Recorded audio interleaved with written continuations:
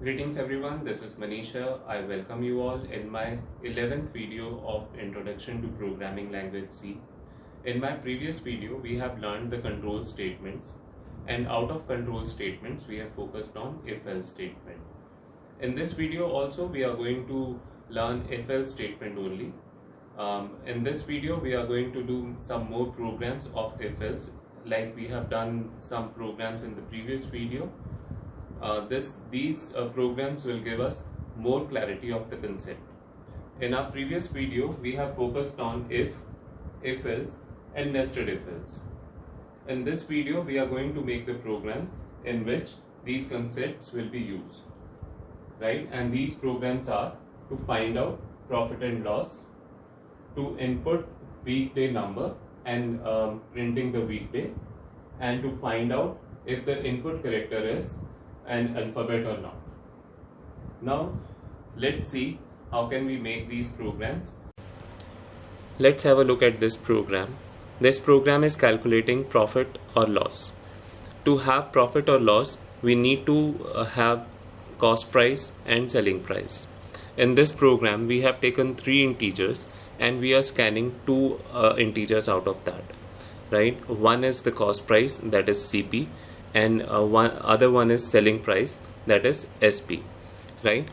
Now the condition that we are checking is SP is greater than CP, selling price is greater than cost price, right? In this case we'll have profit, so amount is equal to selling price minus cost price, and the amount of profit will be printed, right?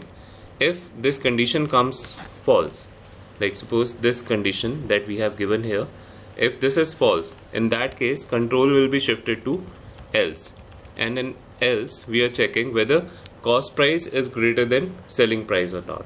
In this case we'll have loss, so the amount of loss will be calculated, cost price minus selling price, and loss will be printed on the user screen, right? Else, right, if this condition is also false, in that case there is no profit or no loss, right? In that case this message will be printed. Okay, now let's have a look how this program will run and what will be the output look like, right? Now suppose here we say cost price is 2000 and selling price is 3000, right? So it will show profit 1000, right? Again we may run this, right? Now suppose in this case cost price is 3000 and selling price is 2000, then in that case loss will be there and it will show you loss 1000, right? Let's run it one more time, right? And suppose cost price is 2000, selling price is also 2000, in that case no profit, no loss, right? So this is simple program. I hope you have understood this. There is one more way to do this program, right? The output of the program will be same, exactly same. There will not be any change in the output, but there is another way to write it, right? That is, in this way you can write this. This is again the same kind of, we are checking whether the selling price is greater than cost price or not for profit, and this is the change here.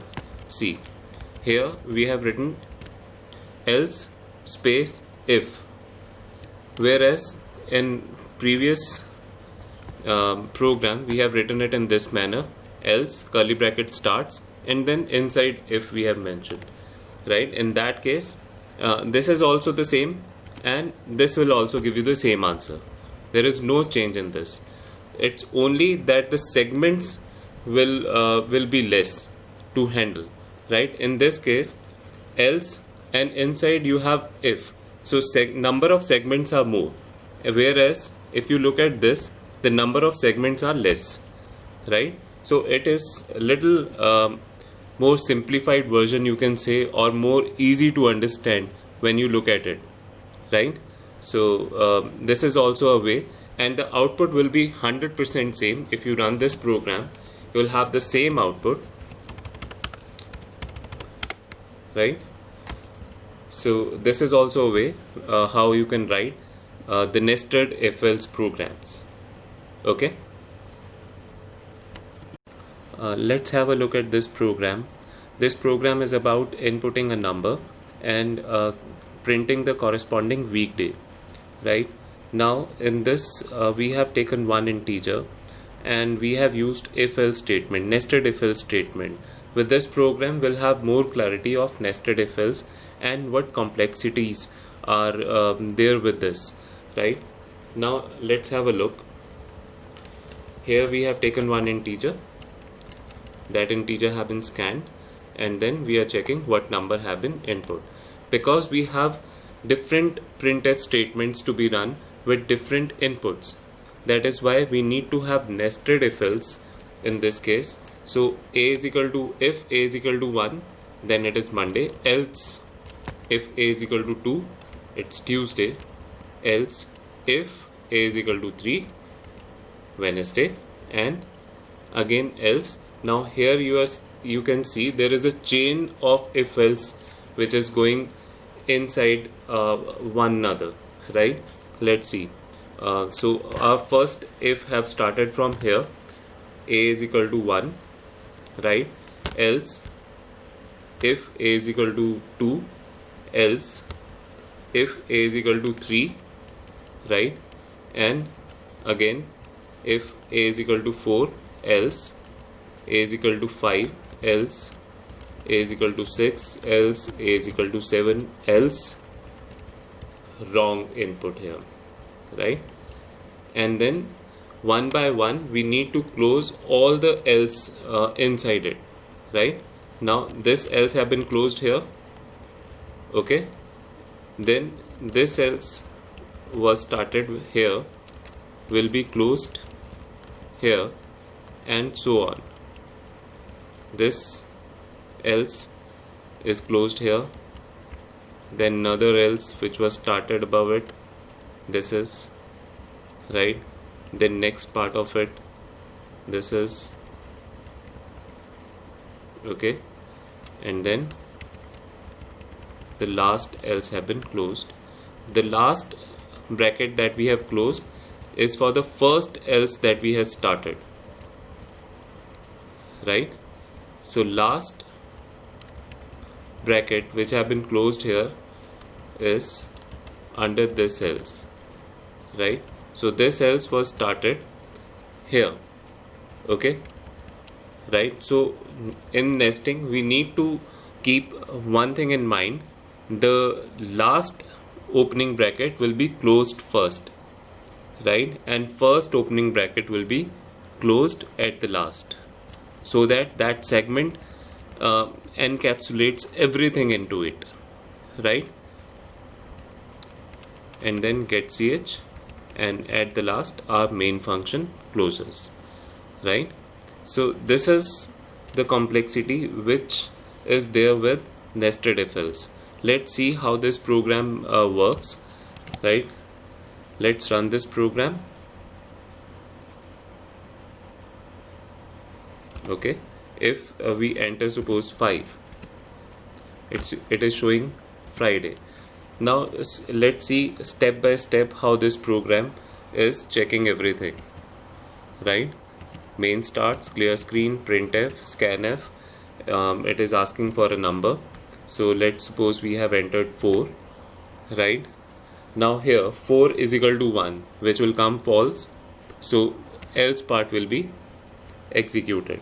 Now in else part again there is if. Now a is holding 4, 4 is equal to 2, again this is false, so else part of this one.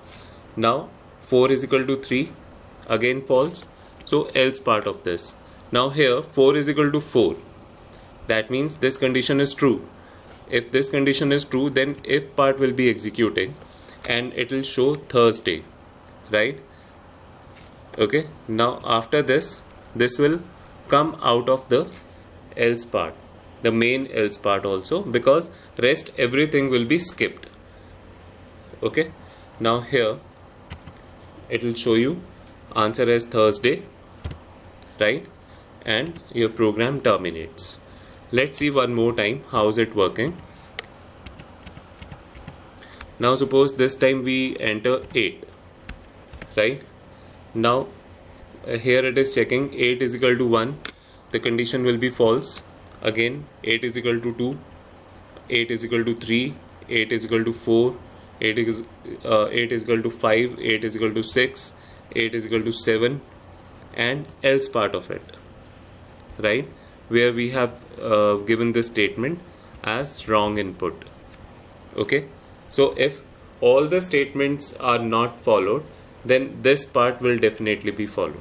So one of it, there are many if segments, only one if segment will be executing because it is nested, right? And you'll have answer as wrong input, and then program terminates.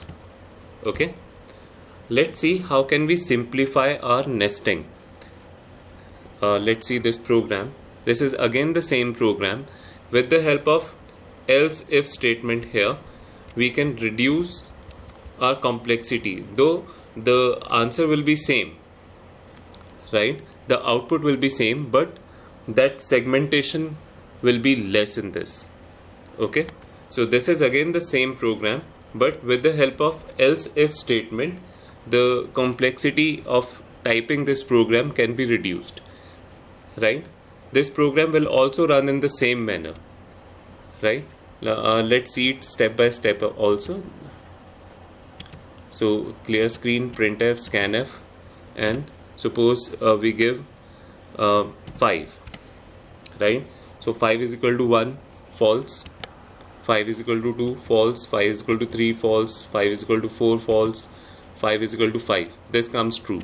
So this will be executed and rest will be skipped, right? Now let's see one more time.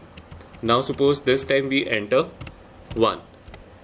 Okay, now in this case 1 is equal to 1, this is true, so this will be executing, rest everything will be skipped, and you will have your answer as Monday, right? And your program terminates. I hope you have understood this concept. Let's go to the next program, that is how to find out whether input character is an alphabet or not. Let's have a look at this program. This program is to check if the given character is an alphabet or not. Now in this program we are going to have character variable for the first time. That is why I have kept this program at the last, right? Character, CHAR, is the keyword to have character variable, right? This will allow single character to be input, right? Then clear screen, printf, scanf, %c is the conversion string for character. So %c, comma, %ch. Ch is our variable's name, right? Now constant characters are given in single quotes, right? Constant characters are given in single quotes. So single quote means, and within the single quote we can have only one character, right? So like this we have given A. This is A is A is a constant here, same as Z. Small z is also constant here, capital A is a constant here, and capital Z is a constant here, right?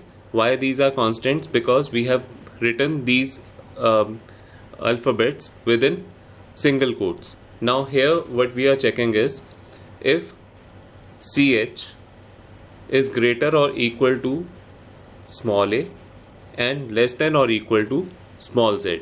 That means small a to small z have its own values. So within that does it lies, or operator we have given in between. This is or, right? Or CH is greater or equal to capital A and CH is less than or equal to capital Z. So we are checking whether the value of CH lies between small a to z or capital A to Z, right? if the value of ch lies between these two ranges, then it is an alphabet, else it is not an alphabet, right? Let's see how it works. Let's run this program, right? Suppose here we enter r, small r, so it will give us, it is a character, right? Again, let's run this. Suppose here we give 8, right? The answer is, it is not a character, right? If else statement here is very simple, that if the condition checks whether the value of ch lies between the range of small a to small z and capital A to capital Z, right? In my next video, we are going to have more programs of such kind, and that will give you more clarity of this concept, right? So please keep watching.